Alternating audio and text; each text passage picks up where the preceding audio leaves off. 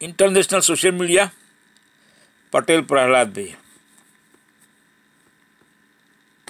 हो रहा है। और नया साल जब आता है तो वो ढेर सारी उम्मीदें, संभावनाएं और बहुत सारे सवाल लेकर आता है। सवाल ये कि पिछले साल की परेशानियां क्या अगले साल में खत्म होने वाली हैं, क्योंकि देश जिधर को जाएगा जाहिर सी बात है हम भी उधर को ही जाएंगे। चैत्र शुक्ल प्रतिपदा 30 मार्च को पड़ी। इस दिन वार क्या है? इस दिन रविवार है, संडे है। तो हम कहते हैं कि अब ये डिफाइन करेगा कि इस साल का राजा कौन होगा। तो इस साल का राजा सूर्य। जब दोनों ही सूर्य होते हैं तब ये कहा जाता है कि गौवंश और तपस्वी, इन दोनों को ही परेशानी होती है। दूध की मात्रा में कमी हो। आप देखें मार्च 2025 से जून 2027 भारत की इकोनॉमी बढ़ने ही वाली है। भारत टेलीकम्युनिकेशंस में आगे जाएगा, स्पेस प्रोग्राम्स में बहुत आगे जाएगा। एंड बाय 2030 जबकि हम कह रहे हैं कि उस समय वॉर की स्थिति आएगी, India will become the spiritual capital of the world. Third term complete करना मोदी जी का मुश्किल दिखाई दे रहा है। तो क्या आपकी जो गणना है या अगर आपने मोदी जी की कुंडली देखी है तो वो भी क्या इस ओर इशारा कर रही है? तो 2026 का साल जब अंत हो रहा होगा वहां से ये डिफाइनिंग पीरियड शुरू हो जाएगा कि पीएम मोदी अपना ये टर्म कंप्लीट नहीं कर पाएंगे। बहुत क्लियर है। तो ऐसा भी कुछ है आगे? क्या पड़ोसियों से तो दिक्कत नहीं होने वाली है? पाक ऑक्यूपाइड कश्मीर वापस इंडिया में आ जाएगा, इसमें कोई दो राय नहीं है। अब ज्यादा दिन यूनुस मोहम्मद वहाँ नहीं है, ये उनके शपथ ग्रहण करने के चार्ट से बताया जा सकता है। तो ये भी आप जान लीजिए कि ज्यादा दिन यूनुस मोहम्मद बांग्लादेश को हेड नहीं करेंगे। नमस्ते, प्रणाम, जय श्री कृष्ण, राधे राधे। मैं हूं आपके साथ शालिनी कपूर तिवारी, लेकर हाजिर हूं शुभकामनाएं। 30 मार्च को ये नया साल शुरू हो रहा है और नया साल जब आता है तो वो ढेर सारी उम्मीदें, संभावनाएं और बहुत सारे सवाल लेकर आता है। सवाल ये कि पिछले साल की परेशानियां क्या अगले साल में खत्म होने वाली हैं? देश और दुनिया में, खासकर अगर मैं अपने देश की, भारत की अगर मैं बात करूं तो उसकी अर्थव्यवस्था कैसी रहेगी, कैसा रहेगा अगला साल, क्योंकि देश जिधर को जाएगा जाहिर सी बात है हम भी उधर को ही जाएंगे।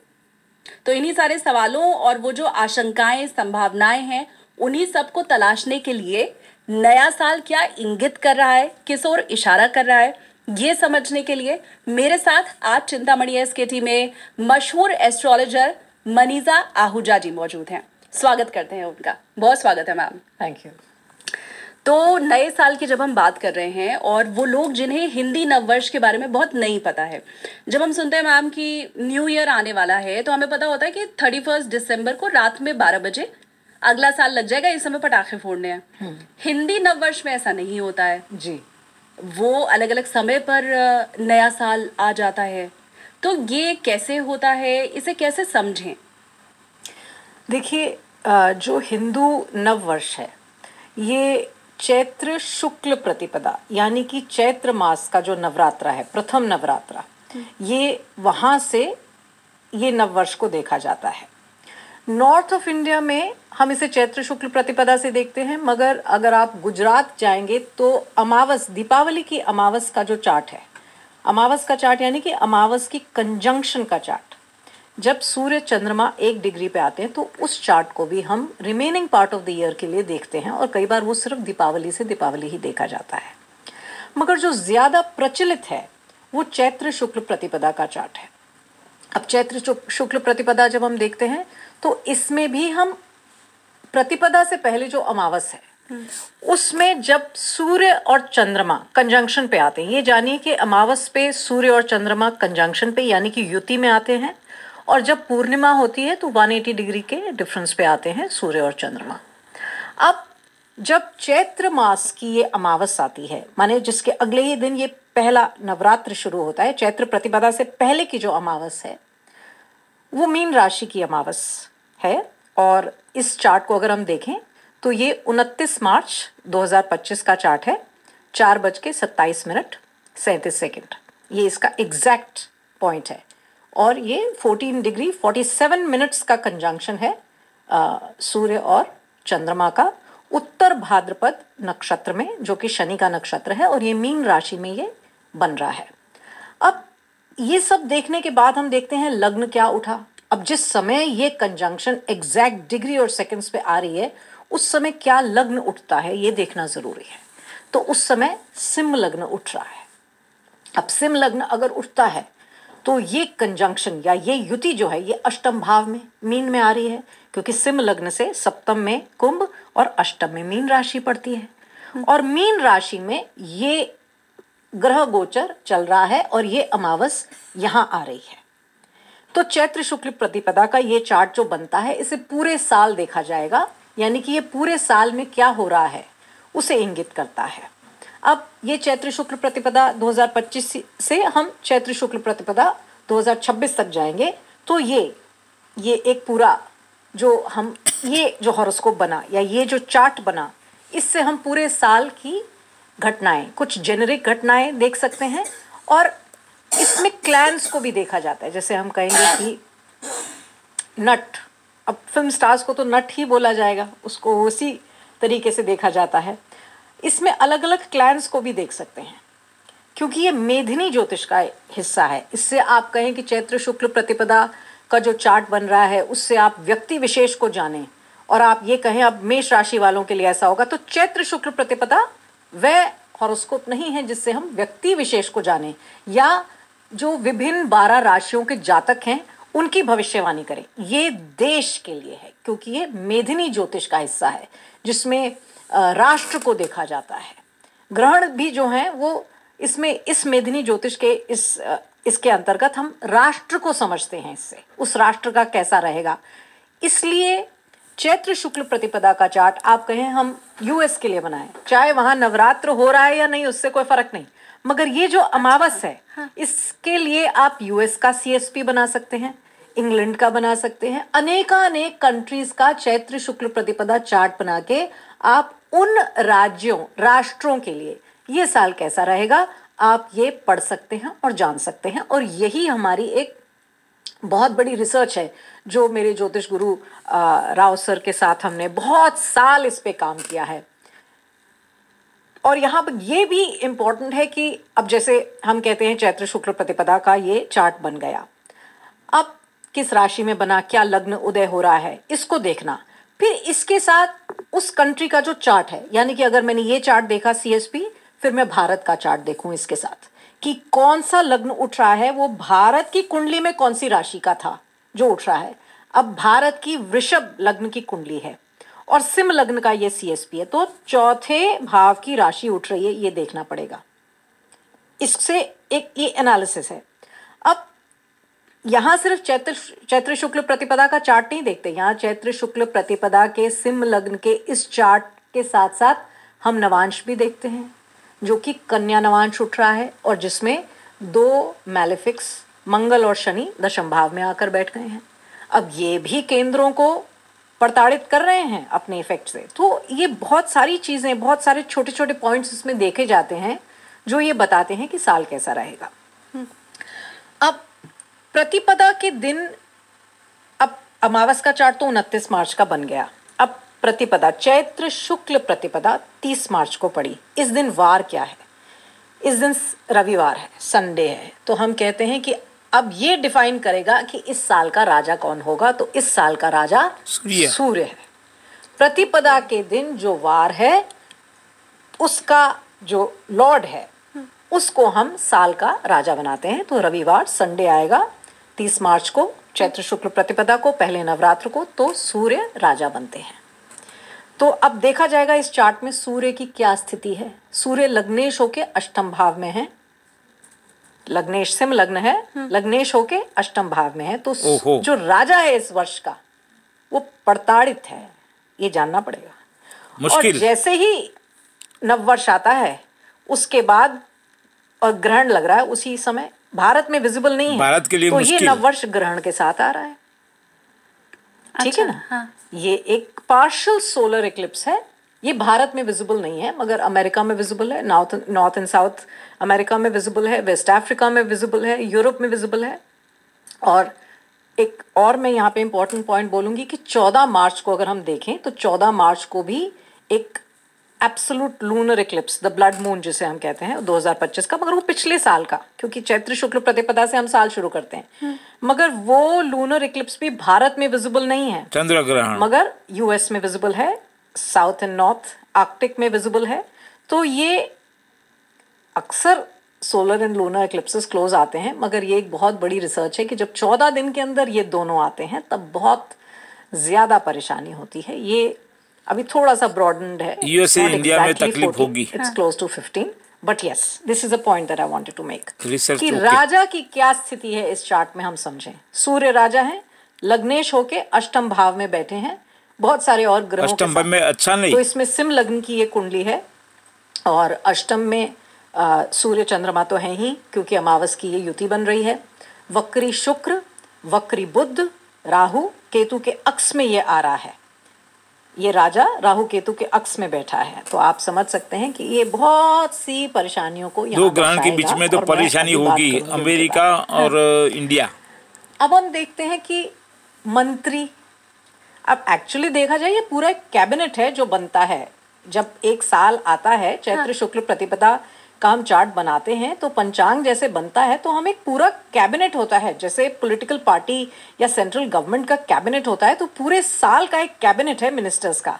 अब वो कैसे बनाया जाता है उसके बारे में यहाँ पर मैं ईवीएम स्कैम से तो यहाँ जो प्राइम मिनिस्टर है, जो मेन मिनिस्टर है, राजा सूर्य हो गए, पर जो मेन मिनिस्टर है वो उस वार का बनाया जाता है जब सूर्य संक्रांति होती है मेष राशि में। अब सूर्य संक्रांति मेष राशि में जब हो रही है, उस दिन भी वार रविवार है, संडे है, तो जो प्राइम मिनिस्टर है वह भी सूर्य है। तो ऐसा बहुत कम सालों में होता है कि राजा और मंत्री सेम हो। यहाँ राजा और मंत्री सेम है सूर्य, और जब जब ऐसा होता है कि राजा और मंत्री सेम हो, तब तब ऐसी पॉलिसीज बनती हैं कंट्री में जो लोगों को परेशान करती हैं। एक तरीके से वो लोग कल्याणकारी बनाई जाती हैं, मगर लोग उससे प्रताड़ित होते हैं। कुछ ऐसी पॉलिसीज आती हैं जो आपको प्रताड़ित कर सकती हैं, बहुत stringent regulatory rules and regulations के साथ आती हैं। EVM policy, RBI policy, court policy, सब पॉलिसी मैटर प्रॉब्लम। अगर हम ईडी, सीबीआई, ऑल प्रॉब्लम।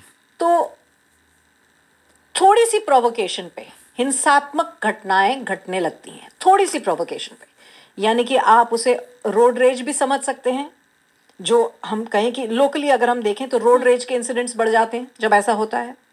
और जब इसे इन अ लार्जर फोरम हम देखते हैं तो स्वार्थी हो जाते हैं। राष्ट्र के जो हेल्म पे जो लोग बैठे हैं या जो राजा हैं वो स्वार्थी हो जाएंगे, और कुछ एकदम से कोई माइनर प्रोवोकेशन पे कोई बड़ा डिसीजन ले लेंगे कि वहां फायर कर देते हैं, उस राज्य पे युद्ध आक्रमण कर देते हैं। हाँ। ऐसा जो ये आक्रमणकारी, हिंसक और ये क्विक प्रोवोकेशन पे इम्पल्सिव, ये एक कहानी बनती है। अब जब दोनों ही सूर्य होते हैं तब ये कहा जाता है कि गौवंश और तपस्वी, ये इन चाइना वालों, इंडिया वालों को बधाई बात है। दूध की मात्रा में कमी होती है, तो ये भी यहाँ पर एक पॉइंट है।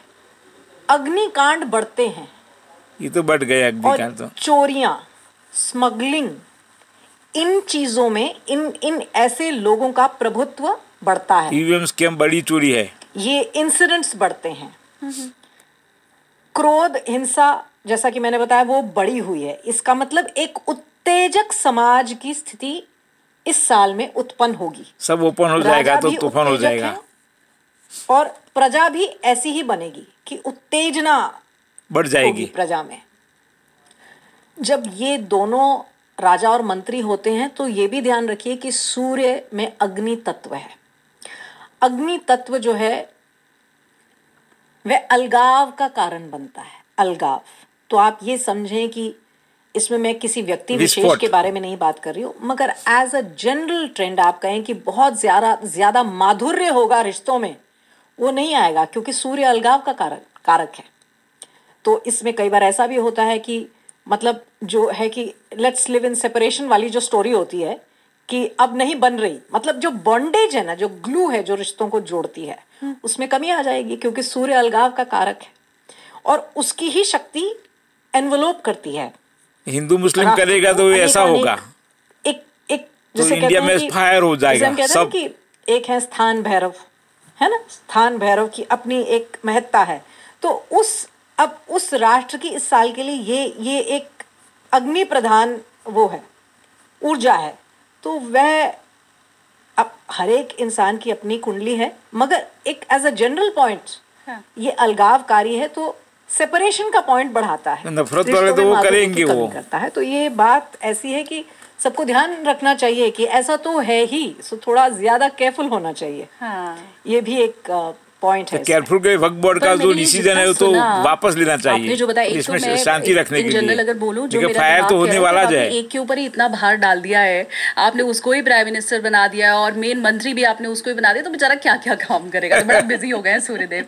और दूसरा ये कि ये तो फिर सारा नेगेटिव ही हुआ, आक्रमण जैसी स्थिति या जनता को परेशान करने वाली नीतियां बनेगी या सेपरेशन होगा या फिर एक्सीडेंट होंगे, ये तो सारा टेंशन क्रिएट करने वाला फिर हो गया, बर्बादी होगी। जब सूर्य राजा होता है, एक बात जाने, सिर्फ ये नहीं देखना चाहिए कि अग्नि प्रधान राशि अलगाव कॉज करती है। अग्नि प्रधान राशि यज्ञ कराएगी, वैराग्य उत्पन्न करेगी, ज्ञान वर्धन करेगी, ये भी करती है। ये तो होगी, अमित शाह कोई ऐसा है, आदित्यनाथ होगी भी ऐसा है, नरेंद्र मोदी भी ऐसा है। ये सबकी राशि मंगल सूर्य के साथ है, तो वो तूफान वाली जाए। तो हिंदू मुस्लिम करेगा तो देश फायर हो जाएगा। कि सूर्य राजा है इसलिए सब कुछ खराब है। यहाँ पर ये भी जाने कि सूर्य राजा है, मगर कहाँ बैठे हैं, अपने से अष्टम देखना चाहिए। अष्टम भाव में बैठा है तो अच्छा नहीं है, अष्टम बैठे हैं और इतने सारे ग्रहों के बीच में राहु केतु के अक्ष में बैठे हैं, तो ये जानना भी जरूरी है। तो वैराग्य ज्ञान की वृद्धि तो होगी ही, यज्ञ बढ़ेंगे, मगर क्योंकि ये सूर्य प्रताड़ित है इसलिए पाखंड बढ़ेगा। पाखंड, जिसमें ज्ञान नहीं भी है वो भी अपने आप को ज्ञानी बताएगा, जिसमें तपस्या नहीं है वह भी अपने आप को तपस्वी बताएगा। तो पाखंडी लोगों की बढ़त होगी, क्योंकि ये पर्टिकुलर कॉम्बिनेशन है। ये नहीं कि सिर्फ सूर्य राजा है, तो पाखंड की वृद्धि भी होती है। और मैंने जैसे कि आपको कहा, चोरी, स्मगलिंग, डेकोइटी ये बढ़ती है। डेकोइटी। अब हम इसके बाद ये देखते हैं कि राजा सूर्य वर्ल्ड का सबसे डेकोइटी है। अब ये सिर्फ राजा और मंत्री नहीं है, इसमें और बहुत से, इट्स अ फुल कैबिनेट। अब ये कैबिनेट कैसे बनाया जाता है? Cabinet corruption. जब संक्रांति तिथि आती है, संक्रांति क्या है, 16 इनग्रेस जब होता है एक राशि से दूसरे राशि, वो दिन बहुत ही इम्पोर्टेंट दिन है वैसे भी। और अक्सर मैं अपने पॉडकास्ट में कहती हूँ कि जब जब संक्रांति होती है तो वर्शिप, पूजा, जप, आराधना अपनी बढ़ानी चाहिए। संक्रांति तिथि को आप देखें, आपके घर में पुराने समय में दादी आपको बताती थी, नानी आपको बताती थी, संक्रांत है आज, तो उस दिन बीजेपी और कैबिनेट करप्टेड है और जप का भी महत्व है। गोपाल सहस्त्रनाम संक्रांति तिथि पर as an individual, at an individual level हम लोग कर सकते हैं। छिन्नमस्ता सहस्त्रनाम, ये संक्रांति तिथि के पर इन मंत्रों की बहुत महत्ता है। कुछ भी नहीं तो सूर्य की उपासना कीजिए। सूर्य की उपासना तो वैसे ही करनी चाहिए, मगर संक्रांति तिथि पर जरूर करनी चाहिए। अब संक्रांति तिथि जब हम देखते हैं कर्क राशि की, तो हम कहते हैं सस्येश, ये एक मंत्री है जो ग्रीष्मकालीन फसल को देखते हैं। तो जब कर्क संक्रांति होगी, उस दिन का जो वार का जो लॉर्ड है वो सस्येश कहलाएगा, और इस बार वह बुध है। तो यानी कि ग्रीष्मकालीन जो फसल है उसके स्वामी, उसका मिनिस्टर जो है वो बुध हैं। सिमिलरली जब मिथुन में संक्रांति होती है तो हम कहते हैं रस्येश, उस दिन की जो लॉर्डशिप है वहां से रस्येश, the lord of the fluids, मिथुन में बुध हैं, तो वह शुक्र है। शुक्र एक बड़े ही बेनिफिक रस्येश माने गए हैं, ठीक है। अब इसमें और भी 2-3 मिनिस्ट्री तो इसमें और भी हैं। अब जैसे फलेश, यानी कि वृक्षों पर जो फल लगेंगे वो कैसे होंगे, अब वो जो है वो मीन संक्रांति से देखा जाता है। तो मीन संक्रांति से अगर देखें तो फलेश शनि है, अब शनि जो है वो तो कोई बहुत ज्यादा देता नहीं है या उत्पादन में वृद्धि नहीं करेंगे, उत्पादन होगा भी नहीं, ज्यादा नहीं होगा, कमी दिखाएंगे। और फसल खराब होती दिखती है कीटाणुओं के कारण, संक्रमण के कारण, किसी तरह से बिगड़ जाएगी। दुर्गेश यानी कि आर्मी का कमांडर, तो जब सिंह संक्रांति होती है तो देखा जाता है आर्मी का कमांडर कौन है, वह दिन भी शनिवार पड़ रहा है, तो शनि दुर्गेश भी तो आर्मी भी तूफान करेगी। तो जब शनि को हम देखते हैं तो हम जानते हैं कि अगर शनि दुर्गेश हैं, जबकि हम इसमें जो कारकत्व है वह तो मंगल का ही है, क्योंकि मंगल तो कमांडर इन चीफ है, चाहे साल का कोई भी, तो शनि न्याय का देवता है ना, इसलिए उसको जिसने कंपाउंड किया सब मारा जाएगा। राजा आप शनि को बना देंगे, मगर जो रॉयल लुमिनरीज हैं वो तो सूर्य और चंद्रमा ही है ना। हाँ। वो तो एक नैसर्गिक कारकत्व है ना। तो यहाँ पर मैं एक बात बता रही हूँ, तो इस साल का जो दुर्गेश है यानी कि जो कमांडर इन चीफ है वो शनि है। तो शनि के होने के कारण दिखता है कि बॉर्डर में टेंशन्स होंगी, युद्ध होने वाला है दिवाली पहले, कलह कलेश दिखता है। इसका मतलब सांप्रदायिक झगड़े, हिंसा ये तो होगा, हिंदू मुस्लिम के ये सांप्रदायिक जो अंदर होगा, इंटरनल होगा शनि के होने के कारण। अब धनेश यानी कि जो कोष है, ट्रेजरी, उसके राजा कौन है? तो जब कन्या संक्रांति होती है उस दिन जो वार है उसकी जो लॉर्डशिप है उसको हम इस कैबिनेट जो मिनिस्ट्री है इसमें उसको हम धनेश यानी कि ट्रेजरी, कोष का रक्षक कौन है, वो इस बार मंगलवार को हो रही है, इसलिए मंगल धनेश हैं इस बार के।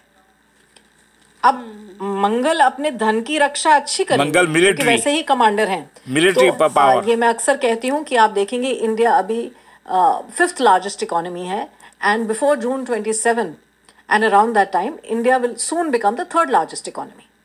तो ये भी इकोनॉमी अगर हम देखें तो ऊपर की तरफ जा रही है, क्योंकि शनि का गोचर भी अभी मीन राशि में होगा कुंभ से, वो भी बस ये पर सब करप्शन ओपन हो जाएगा, प्रतिपदा से पहले ही ये गोचर भी हो जाएगा। तो बहुत सारे इवेंट्स एक साथ आ रहे हैं, ग्रहण लग रहा है, शनि का गोचर हो रहा है, अमावस आ रही है, चैत्र संघर्ष तो डेफिनेट है कि जो अमावस है, तो ये बहुत सारे इंसिडेंट्स एक साथ आ रहे हैं, इसलिए बहुत अचानक से बहुत सारी घटनाएं घटेंगी। शनि न्याय का देवता है ना, न्याय करेगा।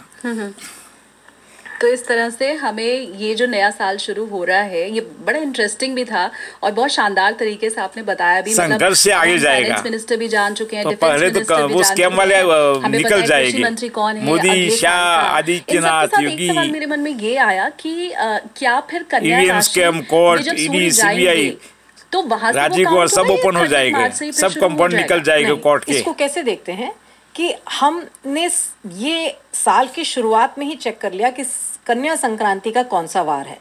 अब हम कन्या संक्रांति तक इंतजार नहीं करेंगे, हमने मंगल को कोष का, जिसे कहते हैं अपना राजा या मिनिस्टर, हाँ। कोष का मिनिस्टर तो अभी इस चैत्र शुक्ल प्रतिपदा मंगल सेनापति है ना, मिलिट्री पावर। सिमिलरली अब इसमें मिनरल्स कैसे देखे जाते हैं? मकर संक्रांति होती है तो हम कहते हैं कि निर्शेष मिनरल्स को कौन देखेगा, तो वह इस बार बुध हैं। और यहाँ पर एक इम्पॉर्टेंट पॉइंट है, जब जब बुध निर्शेष बनते हैं यानी कि मिनरल्स की मिनिस्ट्री को हैंडल करते हैं, तब शेयर मार्केट अस्थिर रहती है। शेयर मार्केट तो वो तो चला जाएगा धीरे धीरे, कॉपर, इनमें वृद्धि होती है, बढ़त होती है, पर डाउन भी होता है, पब्लिक नहीं कमाएगी। मकर संक्रांति का नहीं करेंगे, तो चैत्र शुक्ल प्रतिपदा के चार्ट से ही मिनिस्ट्री बुध को दे दी गई, मिनरल्स की मिनिस्ट्री। तो यहाँ से हम जानते हैं कि मूवमेंट ऊपर नीचे से दो तरह चलेगी, ऊपर की तरफ जाएगी। तो ये एक इम्पोर्टेंट यहाँ पर पॉइंट है। हाँ, अब जैसे कि हम सूर्य, यहाँ पर मैं एक और इम्पोर्टेंट बात बोलूँगी। हमने कहा राजा भी सूर्य हैं, प्रधानमंत्री भी सूर्य हैं, मंत्री, अगर हम सिर्फ 2 देखते हैं, लार्जली हम बहुत डिटेल में जाते हैं तो पूरे कैबिनेट को समझते हैं, फिर देखते हैं कि कौन कौन क्या क्या करने वाला है, फिर उससे बहुत डिटेल्ड एनालिसिस निकलता है। मगर मोटे तौर पे देखें तो बस राजा और मंत्री पे कहानी खत्म होती है, पर जिसे इसका बहुत डिटेल्ड एनालिसिस करना है वो सारे मंत्रियों को समझेगा, वह ज्योतिषी सारे ही मंत्रियों को और कैबिनेट को अच्छे से समझेगा, तभी आगे बताया जाएगा। सब ईवीएम स्कैम करप्शन वाले हैं, क्योंकि ये जो कॉम्बिनेशंस आ रहे हैं इसमें रेल दुर्घटना, मिनिस्ट्री और देश को बर्बाद करेगी, क्लियर दिख रही है, ये भी मैं आपको बताऊं। और कृषि उत्पादन में थोड़ी कमी दिखती है जब सूर्य राजा और मंत्री होते हैं। अब यहाँ पर एक बड़ी इंपॉर्टेंट मिनिस्ट्री है, रेनफॉल की मिनिस्ट्री। इस रेनफॉल की मिनिस्ट्री को हम मेघेश बताते हैं। ये मेघेश देखा जाता है जब सूर्य की एंट्री आर्द्रा नक्षत्र में होती है, तो नुकसान करेगा। के चार्ट से हम अगले 2-3 महीने, भाद्रपद के महीने में, सावन भादो, वो पूरा मंथ और थोड़ा सा आगे तक ये देखते हैं कि वर्षा कैसी रहेगी। मगर ये प्रवेश आर्द्रा नक्षत्र का होता है। जब जब आर्द्रा वाला प्रवेश होता है, फार्मर को लॉस करेगा। उस लॉर्डशिप से हम मेघेश बताते हैं, वह भी सूर्य है। और क्योंकि ये अग्नि प्रधान ग्रह है तो वर्षा में कमी दिखती है। मगर इसमें कुछ और भी प्लैनेटरी कॉम्बिनेशंस देखे जाते हैं, जैसे कि रोहिणी का वास देखा जाता है। रोहिणी अच्छा होता है, ये थोड़ा टेक्निकल है, वो टाइम अच्छा बारिश पड़ेगा और उसको फायदा होगा। रोहिणी का वास देखने के लिए अलग अलग सिस्टम्स हैं मैथमेटिकल। अब कहीं वो तट पर आ रहा है और कहीं वो संधि पर आ रहा है। इसका मतलब जब जब ऐसा होता है तो कई जगह तो बहुत ज्यादा वर्षा होगी, इसका मतलब बाढ़ की स्थिति बनेगी, और कई जगह बिल्कुल अल्प वर्षा होगी, क्योंकि मेघेश सूर्य हैं। तो बहुत वर्षा और अल्प वर्षा, अलग अलग स्थानों में ये कॉम्बिनेशंस बनेगा। तो कॉम्बिनेशंस अलग अलग स्थानों में ये कॉम्बिनेशंस बनेंगे और प्रजा इससे परेशान भी होती है, क्योंकि ये इवन रेनफॉल नहीं है, ये अनइवन रेनफॉल है, कहीं बहुत ज्यादा कहीं बहुत कम। तो ऐसा आएगा। तो ये पूरी जो कैबिनेट व्यवस्था रही है, महंगाई बढ़ेगी, तो बहुत इंटरेस्टिंग था। लेकिन इसके साथ ये भी मनीषा जी कि जितने मंत्री होते हैं ना, वो पैदल तो नहीं चलते हैं है ना, और सबके पास आलीशान अलग अलग गाड़ी होती है। तो क्या ये जितना आपने मंत्रिमंडल समझाया अभी, इनके पास अलग अलग गाड़ियां भी होती हैं या कुछ इससे जुड़ा भी कुछ है? करप्शन है, गाड़ियों भी करप्शन है, वाहन होता है। ये तो हमने सुना ही है कि जब नवरात्र आते हैं तब क्या वाहन होता है देवी का। हाँ। मगर वर्ष, स्पेसिफिक वर्ष का भी एक वाहन होता है। तो ये जो वर्ष है विक्रम संवत 2082, और विक्रम संवत क्यों, ये राजा विक्रमादित्य के नाम पर है, जो कि उज्जैन के राजा थे। महाराज भृतहरि जो कि नाथ योगी बने, महाराज भृतहरि के छोटे भाई जो कि नाथ योगी बने, भर्तृनाथ नाथ योगी बने, और गोरक्षनाथ जी से उन्होंने दीक्षा ली, जिसे आप हरिद्वार या हर की पौड़ी कहते हैं। वह एक्चुअली भर्तृहरि की पौड़ी है और वहीं उनका मंदिर है, और शॉर्ट फॉर्म में ये हर की पौड़ी बना। तो यहाँ पर एक ये पॉइंट मैंने सोचा ये लोगों को नहीं पता होगा तो बताना चाहिए। तो विक्रम संवत उज्जैन के राजा विक्रमादित्य के नाम से है 2082। अब बहुत जगह यहाँ कृष्ण संवत भी बोलते हैं। तो कृष्ण संवत 5261, यानी कि श्री कृष्ण को गए इतना समय हुआ। ओके, 5261 साल। और कलयुग की जो अवधि है, और बहुत से लोग कहते हैं कलयुग खत्म होने वाला है, वह 4,32,000 कुछ साल है। तो आप जान लीजिए कि अभी उसमें से सिर्फ 5,261 साल गए हैं। अभी तो बहुत कुछ है। यहाँ पर एक ये बात भी मैं कहना चाहती थी। तो इस साल का जो वाहन है, इस साल का वाहन अश्व है, हाथी। जब वाहन अश्व होता है अश्व तब युद्ध को दर्शित, युद्ध को इंगित करता है। और आप जाने कि अनेक राष्ट्र एक दूसरे से इस साल में लड़ जाएंगे। अब ये सिर्फ वाहन से नहीं बताया जा सकता, क्योंकि इसके साथ कुछ ऐसे और कॉम्बिनेशंस आ रहे हैं जो थोड़े वरीसम हैं। अब वो क्या कॉम्बिनेशंस हैं? 29 मार्च से जब शनि अपने गोचर में कुंभ राशि से मीन में चले जाएंगे, तब युद्ध होगी। तो मीन में ये राहु से मिलेंगे, क्योंकि राहु, शनि मीन में आएंगे तो दुनिया की पोजीशन बिगड़ जाएगी। तो शनि राहु से युति बनाएंगे 29 मार्च से 31 मई 2025। 2 महीने की ये युति है, क्योंकि 31 मई 2025 के बाद राहु केतु कुंभ और सिंह के टैरिफ लगाने से रिजल्ट अच्छा नहीं होगा। ये तो बात सही हो गई, में आ जाएंगे, पोजीशन बिगड़ेगी। अब ये साथ मिलेंगे। अब ये जब साथ मिलेंगे तो ये मीन राशि में मिलेंगे, जो कि एक वाटरी तत्व, जलीय तत्व की राशि है। अब सिंह लग्न की चैत्र शुक्ल प्रतिपदा की इस कुंडली में ये अष्टम राशि बनती है। ओहो, इसका मतलब जलीय मार्ग से भी कुछ आक्रमण हो सकते हैं विश्व में। इस बात को समझना पड़ेगा। जलीय मार्ग से भी, सिर्फ जलीय मार्ग से नहीं, मगर इस समय युद्ध की स्थिति इन 2 महीनों में एकदम बढ़ेगी, ये बात आप जानिए। मैं फिर से आऊंगी इस पॉइंट पे, मगर यहां पर दूसरा पॉइंट बताती हूं, और ये एक बहुत ही इंपॉर्टेंट भविष्यवाणी आप जानिए। 13 जुलाई 2025 से 28 नवंबर 2025 ये एक ऐसा समय है जब मीन राशि के शनि वक्री होंगे। बृहद संहिता और बहुत सी ऐसे ग्रंथ हैं जो इस कॉम्बिनेशन को बताते हैं कि जब बृहस्पति अतिचारी होता है और शनि वक्री होता है, तब बहुत लड़ाई, युद्ध की स्थिति उत्पन्न होती है, और वह इस विश्व के लिए अच्छा नहीं है। जो कि 13 जुलाई से 28 नवंबर के बीच में बृहस्पति, ऐसा कभी नहीं हुआ और ऐसा अगले 2-3 साल हम देखेंगे कि 3 राशियों में 1 साल के अंदर गोचर करेंगे, फिर वक्री होके वापस आएंगे। अभी अगर आप बृहस्पति को देखें और चैत्र शुक्ल प्रतिपदा की इस कुंडली को देखें तो वृषभ राशि में बृहस्पति बैठे हैं। 14 मई को बृहस्पति मिथुन में आएंगे और 15 अक्टूबर को कर्क में चले जाएंगे। इस साल में ही आप देखेंगे कि 3 राशियों का परिवर्तन है। फिर से अगले साल फिर से मिथुन, कर्क, सिंह, 3 राशि का परिवर्तन है। 2025 से 2033 बृहस्पति अतिचारी रहेंगे। जब ऐसा होता है तब वर्ल्ड पॉपुलेशन कम होगी, प्रॉब्लम होगा, साल की ये सारा विश्व में प्रॉब्लम होगा, और ये तब जोर पकड़ेगी जब साथ में शनि वक्री होंगे।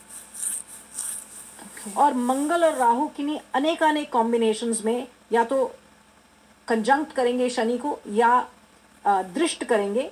इस कॉम्बिनेशन को बार बार समझना पड़ेगा। ये 8 साल आप जाने कि युद्ध, दुनिया की दशा बिगड़ने वाली है, बहुत ज्यादा बड़ी रहेगी। 8 साल ये कुछ छोटा पीरियड नहीं है। और भारत भी युद्ध की स्थिति में प्रवेश करेगा जब शनि वृषभ में और रोहिणी नक्षत्र में प्रवेश करेंगे। ऐसा जून 2030 के बाद होगा। जून 2029 के बाद ही शनि वृषभ में प्रवेश करेंगे, मगर फिर से वक्री होंगे। तो अगर इसे एक लार्जर पेरिफेरी देखें तो जून 2029 से दिसंबर 2032 भारत के लिए भी एक कठिन समय होगा। Sadly, windshield chips. मैं ये बात कई बार कहती हूँ कि वर्ल्ड पोलराइजेशन तो बहुत पहले से शुरू हो गई है। मैं तो 2020 से बता रही हूँ। ये जो पोलराइजेशन होगी, इसमें भारत को साइड्स लेनी पड़ेंगी, क्योंकि रशिया और चाइना एक तरफ होंगे और इजराइल दूसरी तरफ होगा। तो दोनों ही मित्र, रशिया और इजराइल, 2 अलग पोलराइज्ड पॉइंट्स पर होंगे। जबकि हम तो न्यूट्रल कंट्री हैं, लेकिन आप कह रही हैं कि उस समय न्यूट्रल कोई नहीं होता। इस गलतफहमी से हमें बाहर निकलना पड़ेगा, और अब हम न्यूट्रल नहीं रह सकते, क्योंकि 2020 का जो समय आया, जब खंड प्रलय शुरू हुआ, तब एनी बेसेंट ने अपनी एक किताब में लिखा that the sword of Bharat got broken in the battle of Mahabharat. तो अब क्षत्रियों के उठने का समय है, और जब क्षत्रिय उठते हैं तब न्यूट्रल नाम की कोई वस्तु नहीं होती। न्यूट्रल कुछ नहीं होता। अब इंडिया स्टांस लेगा। कई बार न्यूट्रलिटी को आप इम्पोर्टेंस भी देख सकते हैं। आप पर आक्रमण हो रहा है, आप बैठे हैं कि मुझे आपने मारा, अब आप एक मेरा राज्य ले गए, अब आप दूसरा भी ले जाएं, मगर